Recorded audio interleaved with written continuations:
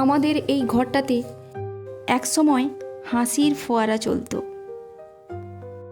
এখন সেসব বন্ধ হয়ে গিয়ে কথার লড়াই চলে।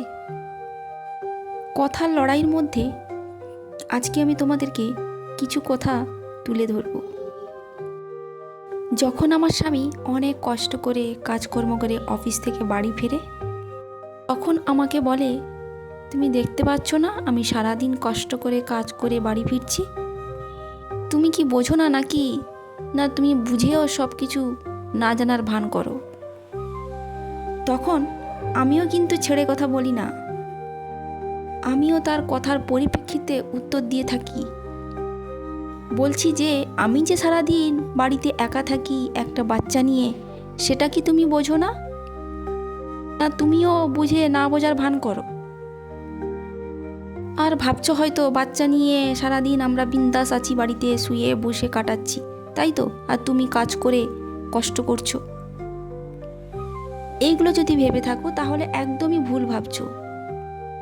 আমরা মেয়েরা বাড়ির সংসারে অনেক কিছু কষ্ট করে থাকি, স্যাক্রিফাইস করে থাকি, শুয়ে বসে কাটাই না। এইভাবে আমাদের মধ্যে তর্ক বিতর্ক চলতেই থাকে। আসলে কি বলতো, কেউ কিন্তু ভুল নই, দুজন দুজনের জায়গায় কিন্তু ঠিক। ও যেমন বাইরে গিয়ে কষ্ট করে কাজকর্ম করে পয়সা রোজগার করে, আমরাও তেমন বাড়িতে থেকে সংসারে কাজকর্ম করে বাচ্চা মানুষ করে আমাদেরও কষ্ট হয়। আমরা ফ্রিতে থাকি না। এই কথাগুলো দুজনকে কে বোঝাবে?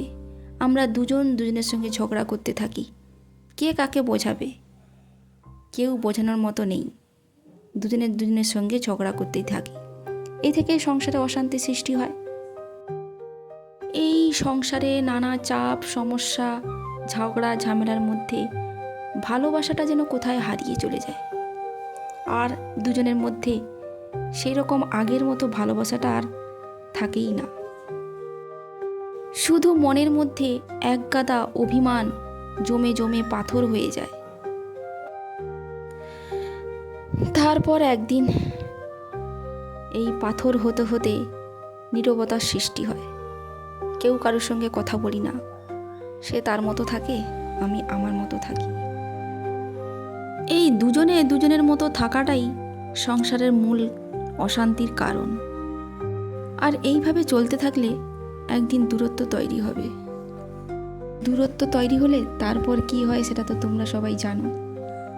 তো বন্ধুরা, গল্প করতে করতে আমার রান্না কমপ্লিট হয়ে গেছে। তোমাদের গল্পটা কেমন হয়েছে কমেন্টসে জানিও। আজকের মতো টাটা।